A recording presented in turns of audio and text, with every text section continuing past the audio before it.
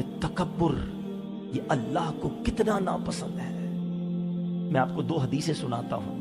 اللہ کے حبیب علیہ الصلوۃ والسلام فرماتے ہیں، اور یہ ترمذی شریف کی حدیث ہے، کہ قیامت کے دن متکبرین کو انسانی شکلوں میں چونٹیوں کی مانند اٹھایا جائے گا، ہر جانب سے ان پر ذلت طاری ہوگی، اور انہیں طینۃ الخبال یعنی جہنمیوں کی پیپ پلائی جائے گی۔ ایک اور جگہ نبی پاک علیہ الصلوۃ والسلام فرماتے ہیں، جو تکبر کی وجہ سے اپنا تہبند لٹکائے یعنی تکبرانہ لباس پہنے، اللہ عز و جل قیامت کے دن اس پر نظر رحمت نہ فرمائے گا۔ غور کیجئے، یہ چھوٹی بیماری نہیں۔ بچپن سے ایک حدیث آپ سن رہے ہیں، سب کو یاد ہوگی، اب میں جب پڑھوں گا تو سب کو یہ حدیث یاد ہے کہ جس کے دل میں رائی کے دانے کے برابر تکبر ہوگا وہ جنت میں نہیں جائے گا۔ حدیث سنیے، رائی کا دانہ کیوں فرمایا میرے آقا علیہ الصلوۃ والسلام نے؟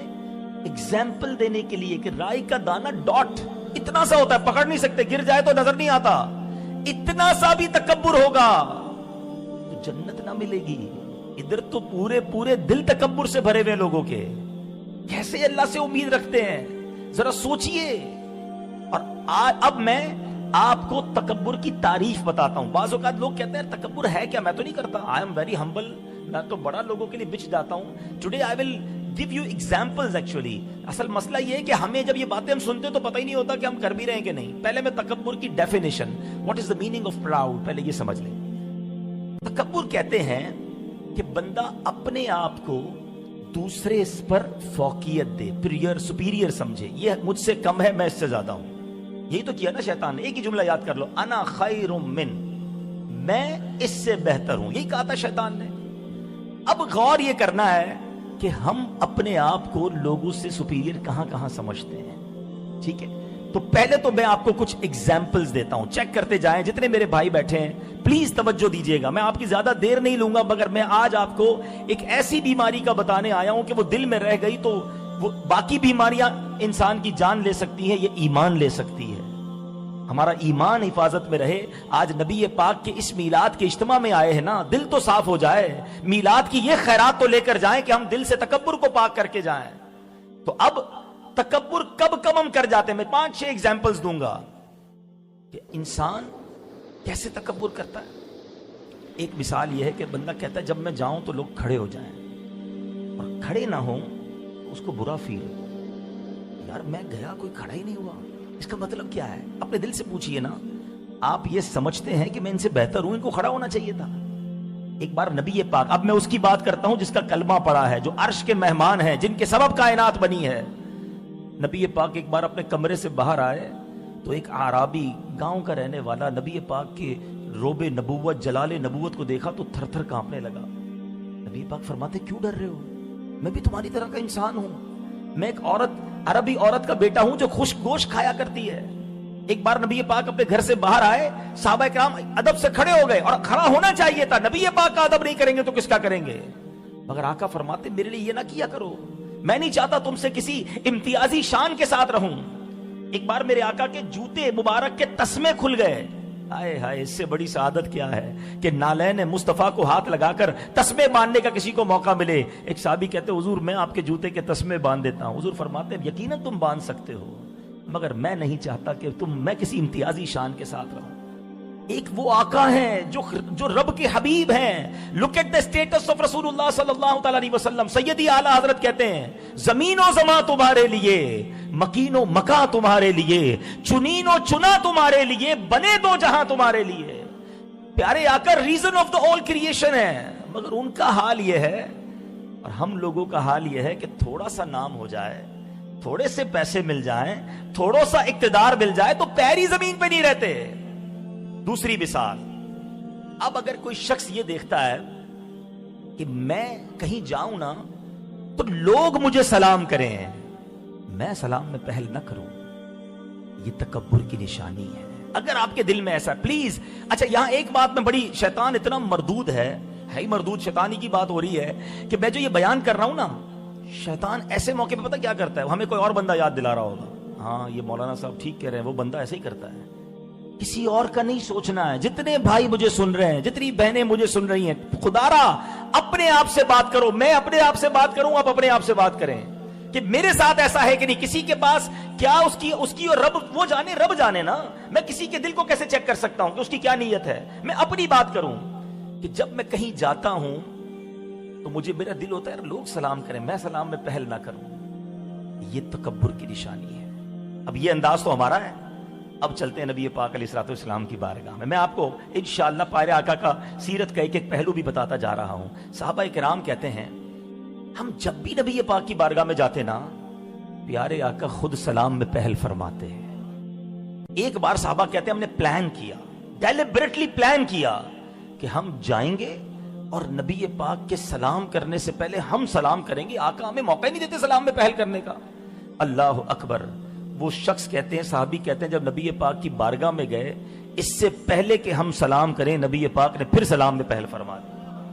اور اب جو میں بات کہنے جا رہا ہوں نا, ایمان تازہ ہو جائے گا. اچھی لگے بات تو 2 رکعت نفل شکرانے کے ضرور پڑھنا. سنو, علماء کہتے ہیں یہ بات ختم نہیں ہوئی ہے. آج بھی روضہ رسول پر جب کوئی غلام جاتا ہے, کوئی امتی جاتا ہے, اس سے پہلے کہ وہ سلام عرض کرے, نبیوں کے آقا جناب رحمت للعالمین کی عادت کریمہ ہے, اپنے امتی کو سلام میں آپ ہی پہل فرماتے ہیں. اللہ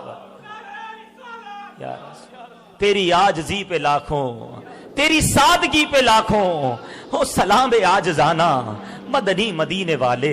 کبھی جو کی موٹی روٹی تو کبھی کھجور پانی, تیرا ایسا سادہ کھانا مدنی مدینے والے.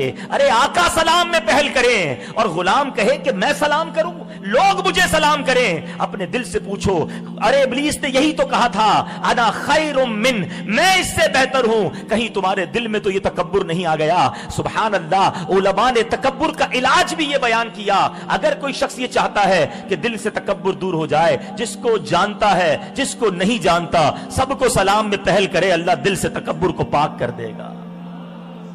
ایک آپ کو جس کو کہتے ہیں نا لیبارٹری ٹیسٹ ہو رہا ہے آج, میں آپ کو ایک اور ٹیسٹ دیتا ہوں. چیک کرو اپنے آپ کو, کسی اور کو نہیں. کسی اور کے لیے فتویٰ مت لگاؤ, اپنے دل سے میں اور آپ بات کر رہے ہیں.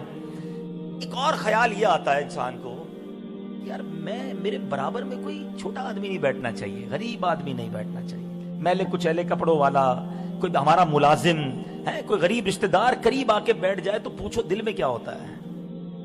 یہ قدر بیٹھ گیا میرے ساتھ. بلکہ اتنی بھی جرت ہوتی ہے لوگوں میں, اٹھا دیتے ہیں, اٹھے جناب آپ کہاں پر, ادھر کیوں, ادھر بیٹھو, تمہاری یہ جگہ ہے. استغفر اللہ.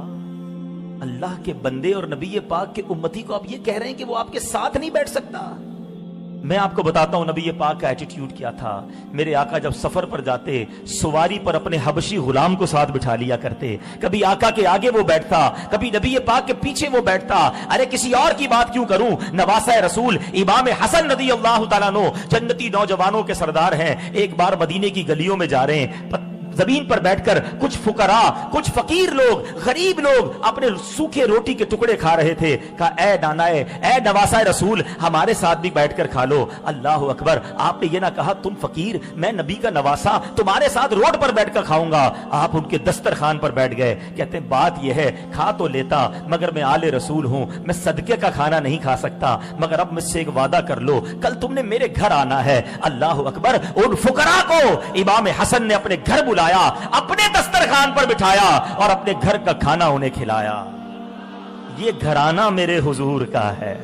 کیا بات رضا, اس چمنستان کرم کی زہرا کلی جس میں حسین اور حسن پھول. بات کرتے ہو پنجتن کا غلام ہوں اور غریب کو بٹھانا پسند نہیں کرتے.